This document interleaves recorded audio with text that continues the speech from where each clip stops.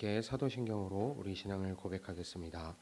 전능하사 천지를 만드신 하나님 아버지를 내가 믿사오며 그 외아들 우리 주 예수 그리스도를 믿사오니 이는 성령으로 잉태하사 동정녀 마리아에게 나시고 본디오 빌라도에게 고난을 받으사 십자가에 못 박혀 죽으시고 장사한 지 사흘 만에 죽은 자 가운데서 다시 살아나시며 하늘에 오르사 전능하신 하나님 우편에 앉아 계시다가 저리로서 산자와 죽은 자를 심판하러 오시리라.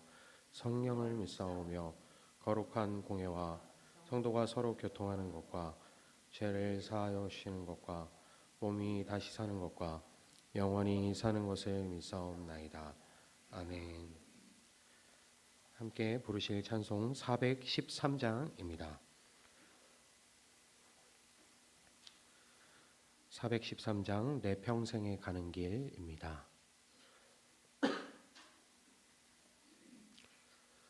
413장 함께 찬양하겠습니다.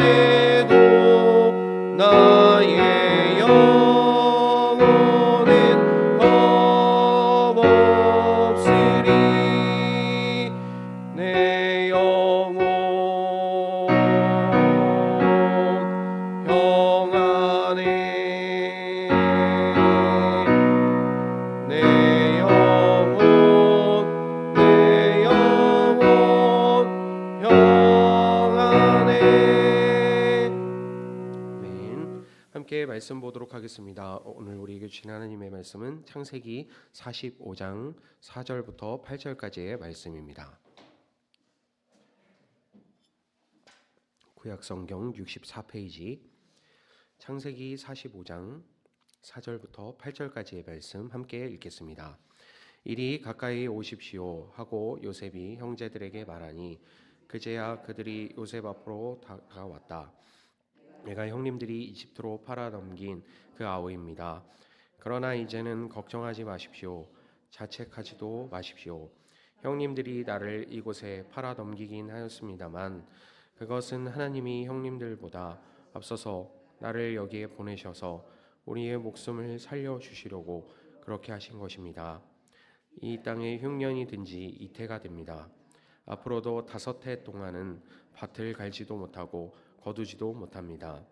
하나님이 나를 형님들보다 앞서서 보내신 것은 하나님이 크나큰 구원을 베푸셔서 형님들의 목숨을 지켜주시려는 것이고 또 형님들의 자손을 이 세상에 살아남게 하시려는 것입니다. 그러므로 실제로 나를 이리로 보내신 것은 형님들이 아니라 하나님이십니다. 하나님이 나를 이리로 보내셔서 바로의 아버지가 되게 하시고 바로의 온 집안의 최고의 어른이 되게 하시고 이집트 온 땅의 통치자로 세우신 것입니다. 아멘. 할렐루야. 오늘도 새벽을 깨어 주님의 전에 나오신 모든 성도님들을 주님의 이름으로 축복하고 환영합니다. 변함없이 성령 하나님께서 오늘도 우리와 함께 하신다는 사실을 믿으며 오늘 말씀을 우리의 마음 가운데 새길 수 있게 되기를 소망합니다. 왜 하나님께서 우리와 함께 하실까? 제가 늘 하는 얘기지만 복 주시려는 것입니다. 오늘 말씀을 통해서 구원을 이루시는 하나님의 은혜를, 그 구원의 복을, 말 그대로 복된 소식, 복음의 소식을 선물로 누리게 되는 우리의 삶이 되기를 주님의 이름으로 축복합니다. 오늘의 말씀은 우리가 요셉의 간증에 대해서 함께 나누게 되었습니다. 나의 어렵고 힘든 시절마저도 하나님의 섭리로 일어난 일들이라는 놀라운 고백인 것이죠. 참 멋진 간증이 아닐 수가 없습니다.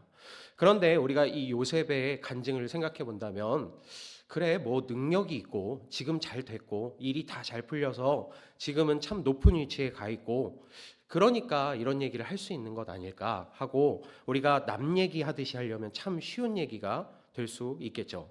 옛날에 어려운 일들이 있었는데 이런 사건들이 있었는데 그게 다 지나고 보니까 하나님의 은혜더라 하는 소위 그런 간증들을 우리가 떠올리면서 그냥 남 얘기하듯이 쉽게 생각할 수도 있을 것입니다.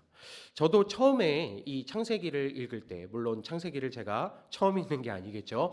그런데 처음 창세기를 읽어 내려가고 할 때 그렇게 참 쉽게 생각했던 것 같습니다. 저도 그렇게 그냥 받아들였던 것이죠. 그래서 요셉처럼 하나님의 섭리와 은혜를 고백하면서 살아야 되겠다, 그런 생각을 하면서 이렇게 넘어갔던 그 모습이 떠오르게 되었습니다. 그런데 이번에 다시 묵상을 하면서 턱 막히게 되는 그 한 부분이 있었습니다. 어떤 것이었냐면 용서에 관한 것입니다. 분명히 잘 됐기 때문에 그런 얘기를 할 수 있지라고 쉽게 얘기할 수는 있습니다. 그런데 지금 눈앞에 왼수들이 나타나 있잖아요. 도대체 이 원수들이 눈앞에 나타나 있는 상황에 예전의 트라우마와 그 또 억울한 심정이 막 밀려 올라왔을 텐데 어떻게 이 형제들을 용서해낼 수 있었을까? 어떻게 사람이 이렇게까지 할 수 있을까? 하면서 저의 옛날 기억이 떠오르게 되었습니다. 저도 요셉만큼은 아니지만 아주 친한 친구에게 뒤통수를 맞았던 적이 있는데 그냥 배신을 당한 정도가 아니라 주변 사람들에게 저에 대해서 나쁜 얘기도 퍼뜨려 놓고 좀 저를 매장시키려는 듯한 그런 좀 사건을 겪었습니다. 그런데 다행히 믿음의 친구들이 저에게 있었기 때문에 친구들만 보고 살아가니까 별 신경 안 쓰고 그냥 그렇게 살았는데 사실 그 친구를 떠올릴 때마다 참 죽도록 미웠던 건 사실입니다. 그렇게 미워하는 마음이 들고 볼 때마다 진짜 두들겨 패주고 싶고 심지어는 교회도 같아서 피할 수도 없고 그나마 다행인 건 저는 열심히 청년회를 나갔었는데 그 친구는 청년회를 그 이후로 나오지 않더라고요. 그래서 어쨌든 이 볼 때마다 참 밉고 그랬었는데 그렇지만 믿음으로 다시금 이 자리에 하나님 앞에 나아가면서 용서해낼 수 있게 되었습니다. 그때마다 붙들었던 말씀이 이 바울의 고백이었던 고백이었던 것 같아요. 고린도전서 15장 31절의 말씀, 나는 날마다 죽는다, 이것이 나의 자랑이다 이야기했던 이 바울의 고백처럼, 나도 날마다 십자가 앞에 나가서 내 자신을 죽이고 하나님께 내 삶을 맡겨드려야 되겠다라는 이 믿음의 고백으로 어떻게든 좀 용서해 보려고 안간힘을 썼던 것 같습니다. 미움과 증오가 올라오면 다시 한번 십자가에 나가서 나를 죽이고 예수로 살고 반복하면서 그 기억 자체를 잊어낸다기보다는 좀 씻어내면서 살았던 것이 아닐까 생각을 하게 되었습니다. 그러다가 이제 그 친구에게 배신을 당하고 한 10년 정도 시간이 흐른 후에 다시 한번 저의 증오에, 분노에 기름을 끼얹는 그런 사건이 발생을 합니다. 요셉이야 한 번에 그냥 형들에게 딱 이렇게 끊기게 되었죠. 한 번에 그냥 배신을 당했죠. 그런데 저의 경우에는 한 번 더 큰 뒤통수를 맞는 그런 일이 발생을 한 겁니다. 저를 배신하고 나서 그 친구가 4, 5년 뒤에 메일을 한 통을 보냈더라고요. 근데 저는 그걸 모르고 살아가다가 한 2, 3년 정도 더 지난 시점에 그걸 발견하게 되었습니다. 메일을 발견했을 때 제 마음이 두근거리기 시작했어요. 왜냐하면 그렇게 용서하려고 노력을 했기 때문에 혹시라도 미안하다는 말 한마디가 있지 않을까? 이거 하나면 돼. 그냥 다른 어떤 누구에게 내가 나쁜 놈으로 비춰졌어도 그냥 이 친구가 사과하면 되는 거지 뭐 라는 생각을 가지고 떨리는 마음으로 메일을 열었습니다. 그런데 세상에 이런 뒤통수가 있을까요? 그냥 그 내용이 너무 참 교활하게도 저에게 쓰는 내용이 아니라 누군가에게 이 메일을 보라고 쓴 것 같은 내용인 거예요. 그러니까 여전히 너가 나쁜 놈이고 너가 잘못을 했고 그 잘못 때문에 내가 상처를 받았다라는 그런 내용들이었습니다. 그래서 참 이 미치고 환장한다는 게 이런 뜻이구나 라는 것을 느끼며 그날 밤 잠을 이루지 못했습니다. 잠을 이루지 못하면서 그냥 분노에 차서 잠을 이루지 못했던 것은 아니고 어떻게든 그걸 뒤집을 만한 증거를 찾아내려고 막 여기저기 저의 자료들을 다 뒤지면서 밤을 샜던 그런 기억이 있습니다. 그런데 안타깝게도 제가 그 배신을 당한 충격 때문에 그 충격이 너무 커서 제가 가지고 있던 모든 자료를 다 태워버렸어요. 그래서 남아있는 게 없더라고요. 그렇게 그 이제 상황이 지나가면서 그래도 다시금 내가 죽어야지 라는 이 믿음을 가지고 십자가 앞에 다시금 반복해서 나가면서 어떻게든 이 친구를 좀 용서해 보려고 그렇게 안간힘을 쓰면서 살게 되었는데, 이 친구를 정말 어이없게 용서할 수밖에 없게 된 사건이 몇 년 지나지 않아서 발생을 하게 됩니다. 이 친구가 먼저 떠나게 된 겁니다.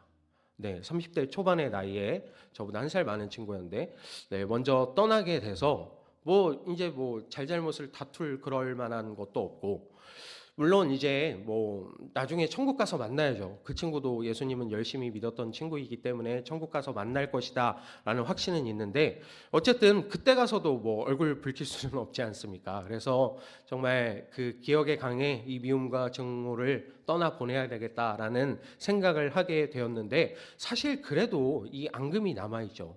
그런데 그 상황 속에서 제가 또 다시금 새로운 것을 발견한 것은, 그 친구의 죽음을 통해서 죽은 것은 그 친구이지만 내 삶도 내가 어느 날까지 살 수 있을지를 장담할 수가 없겠구나.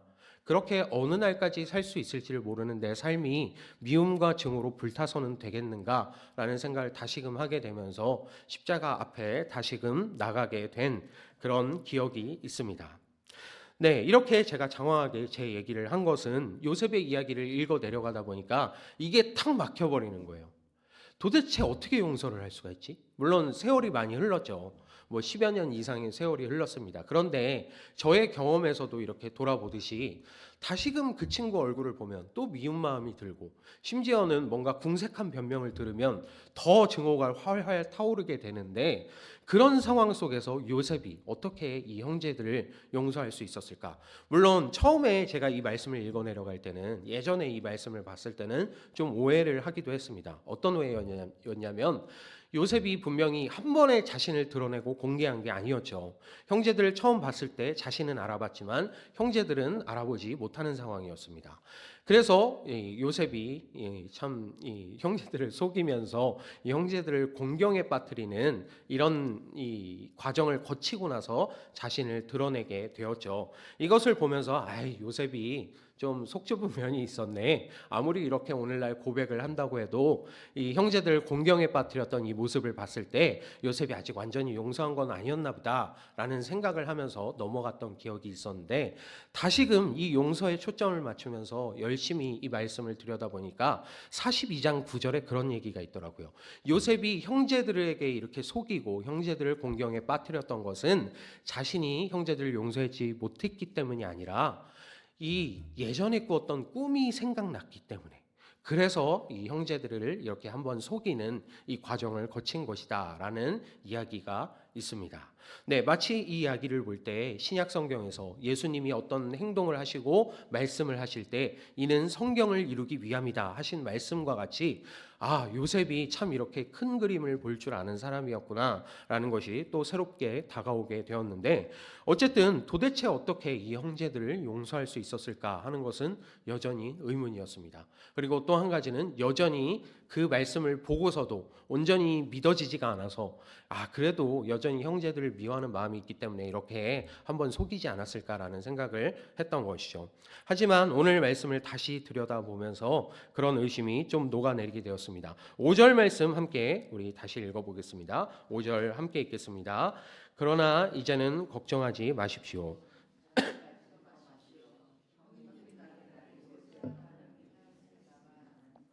하나님이 형님들보다 앞서서 나를 여기에 보내셔서 우리의 목숨을 살려주시려고 그렇게 하신 것입니다. 아멘. 네, 이 말씀을 봤을 때, 아, 요셉은 완전하게 형제들을 용서한 게 맞구나라는 이 확신이 들기 시작했습니다. 그런데 그렇게 한번 속이고 나서 요셉이 무너져 내린 그런 순간이 있었죠. 심지어 얼마나 무너졌는지 엉엉 우는 소리가 이 집 밖에까지 울려 퍼지고, 심지어는 바로의 궁전에까지 들릴 정도로 그 울음소리가 컸다라고 기록이 되어 있는데, 어쨌든 이렇게 무너지게 되었던 포인트, 네, 그 포인트도 마찬가지로 요셉의 죽음과 그리고 다시 살아남, 하나님의 구원하심의 사건을 통해서 요셉이 이렇게 형제들을 완전히 용서할 수 있었구나라는 것이 새롭게 다가오게 되었습니다. 네, 요셉은 분명히 형제들에게 배신을 당했습니다. 그래서 구덩이에 빠지게 되었죠. 형제들의 속임에 구덩이에 빠지게 되었습니다. 그리고 그 구덩이에 빠졌던 요셉은 간절하게 구원의 손길을 찾았을 것입니다. 분명히 하나님께 엄청나게 기도를 했겠죠. 그리고 그 구원의 손길은 다름 아닌 야곱의 손길이었을 것입니다. 나를 사랑하시는 아버지, 그렇게 형제들도 나를 미워하고 심지어는 엄마조차도 내 꿈 얘기를 제대로 들어주지 않고 나무라는 그 상황 속에서 여전히 겉으로는 나를 나무라고는 있지만 그래도 마음 한편에 두었던 이 아버지 야곱의 손길, 이 구원의 손길을 간절하게 기다리지 않았을까. 그런데 요셉에게 찾아온 손길은 그 손길이 아니었죠. 하지만 어쨌든 그 손길을 통해서, 미디안 상인들의 손길을 통해서 요셉은 그 목숨을 다시 한번 건짐받습니다. 그리고 그렇게 겨우겨우 살아난 목숨이지만 기대와는 다르게 또 낯선 땅으로 끌려가게 되어서 심지어 노예 생활을 하게 되었죠. 요셉이 어떻게 이 노예 생활도 그리고 감옥살이도 그렇게 열심히 할 수 있었을까에 대한 그 의문점도 풀리게 되는 오늘의 말씀이었습니다. 요셉이 그렇게 죽음을 경험하고 나서, 다시 구원을 받고 나서, 건짐을 받고 나서, 아, 내 인생 덤으로 사는 인생이구나. 내 인생이 여기에서 끝날 수도 있었는데 하나님께서 그 신실한 손길로 이 어려움을 당한 속에서도 나를 다시 한번 건져주셨구나, 나에게 다시 한번 기회를 주시는구나, 이 구원의 믿음을 가지고 요셉은 분명히 살았을 것입니다. 그래서 그 삶을 정말 불평하지 않고 열심히 살아갈 수가 있었던 것이죠. 그래서 그 끌려간 곳에서도 우여곡절을 겪으면서 다시 한번 더 나락에 떨어졌지만 거기에서도 포기하지 않고 믿음을 가지고 살아간 덕분에 결국 이집트의 총리의 자리에까지 오르게 되었고, 그렇게 잘 되고 나서의 고백이기는 하지만 오늘 요셉의 고백은 진실된 믿음의 고백일 것이라고 저는 확신합니다. 왜냐하면 그렇게 연기를 하다가 무너진 포인트가 바로 아버지 얘기였던 것이죠. 아버지의 얘기를 듣고 나서 요셉은 무너져 내렸습니다. 왜냐하면 아버지가 살아계신다는 소식과 그리고 그 아버지가 오늘날까지도 요셉을 그리워하고 계신다는 그 소식, 여전히 나를 사랑하고 계신다는 그 소식이 정말 복음으로 요셉에게 다가와서 진정한 구원의 손길이 요셉에게 닿았기 때문입니다. 네, 예전에 요셉에 대해서, 요셉의 인생에 대해서 이렇게 묵상을 하면서 한번 생각했던 것이 있었습니다. 어떤 것이냐면 요셉이 이렇게 집을 떠나와서 결국 그 꿈대로 총리가 되었는데 정말 높고 존귀한 사람이 되었는데, 그런데 요셉의 삶은 이렇게 잘 풀리는 가운데 진정 행복할까? 라는 것에 대한 생각을 했던 적이 있었습니다. 거기에 대한 의문도 한 번에 풀리는 그런 상황이죠. 분명히 요셉은 어디 한 구석엔가 마음이 헛헛함이 있었을 것입니다. 그렇게 열심히 살아가면서도 뭔가 채워지지 않는 것이 분명히 있었을 것이죠. 그런데 이 구원의 소식을 들으면서, 아버지가 여전히 나를 사랑하신다는 이 소식을 들으면서 다시 한번 요셉은 생명을 얻게 된 것입니다. 그렇게 무너지고 나서 했던 고백이 바로 오늘 7, 8절의 고백인 것이죠. 7절, 8절 말씀 다시 한번 읽어보겠습니다. 하나님이 나를 형님들보다 앞서서 보내신 것은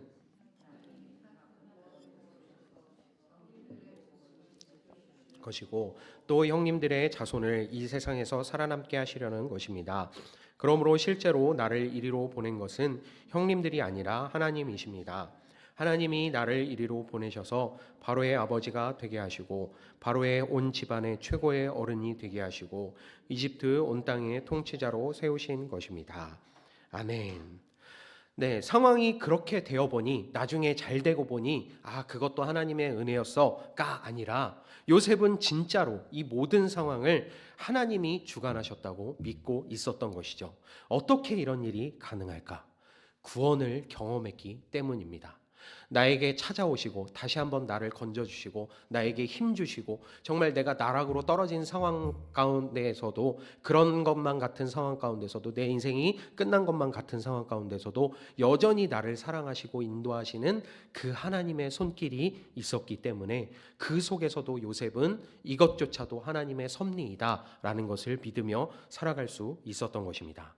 요셉도 죽음과 부활을 통해 본인의 죽음의 사건과 부활을 통해서 그 구원의 사건을 경험함으로 인해서 세상에 살아가면서 갖게 되는 모든 증오와 번뇌와 이런 고민거리들이 다 중요한 것이 아니다라는 이 믿음을 가지고 형제들을 용서할 수 있었듯이, 주님으로 인해서 구원받게 된 우리의 삶이 정말 분통 터지고 미치고 팔짝 튈 것 같은 증오와 그런 분노 가운데서도 다시 한번 내 삶을 하나님께 맡겨드리면서 그 모든 증오와 미움들이 눈 녹듯 녹아내리고, 그리고 우리의 삶도 그 정말 억울하고 힘든 상황 속에서도 이것조차도 하나님의 인도하심이다 라고 고백할 수 있게 되는 우리의 삶이 되기를, 그래서 정말 주님의 은혜 가운데 날마다 걸어갈 수 있게 되는 우리의 삶이 되기를 주님의 이름으로 축복합니다. 잠시 기도하겠습니다. 하나님 아버지, 감사합니다. 오늘 말씀을 통해서 다시 한번 하나님의 은혜를 우리의 마음에 새겨주시니 감사합니다. 우리가 살아가면서 여러 가지 어려운 일들, 안 좋은 일들을 경험하곤 합니다. 그럴 때마다 우리는 참 많은 원망을 하기도 하고 또 누군가를 향해 증오와 또 분노를 나타내기도 합니다. 하지만 하나님, 정말 구원받은 내 인생이 정말 죽어서 마땅한 내 인생이지만, 그런 죄의 삭슬 가진 나의 삶이지만, 그럼에도 불구하고 내 삶에 찾아오셔서 다시 한번 손 내밀어 주시고 기회를 주시고 삶을 주신 하나님의 은혜를 생각하면서 날마다 그 주님의 구원하심의 사건 속에 걸어갈 수 있는 우리의 삶이 될 수 있도록 인도하여 주옵소서. 우리의 삶 가운데 느끼는 여러 가지 고뇌와 번민들, 이 증오와 분노들이 사실은 그렇게 중요한 일이 아니다라는 것을 고백하면서 하나님께 내 인생을 온전히 맡겨드리며 살아갈 수 있는 주님의 자녀로 우뚝 설 수 있도록 주님 인도하여 주옵소서. 날마다 그 구원의 은혜를 고백하며 주님과 함께 승리하며 걸어가는 우리의 삶이 되기를 소망합니다. 주님께 우리의 삶을 맡겨드립니다. 감사합니다. 우리 주 예수 그리스도의 이름으로 기도합니다. 아멘. 하늘에 계신 우리 아버지여, 이름이 거룩히 여김을 받으시오며 나라에 임하옵시며 뜻이 하늘에서 이룬 것 같이 땅에서도 이루어지이다. 오늘날 우리에게 일용할 양식을 주옵시고 우리가 우리에게 죄 지은 자를 사하여 준 것 같이 우리 죄를 사하여 주옵시고 우리를 시험에 들게 하지 마옵시고 다만 악에서 구하옵소서. 대개 나라와 권세와 영광이 아버지께 영원히 있사옵나이다. 아멘.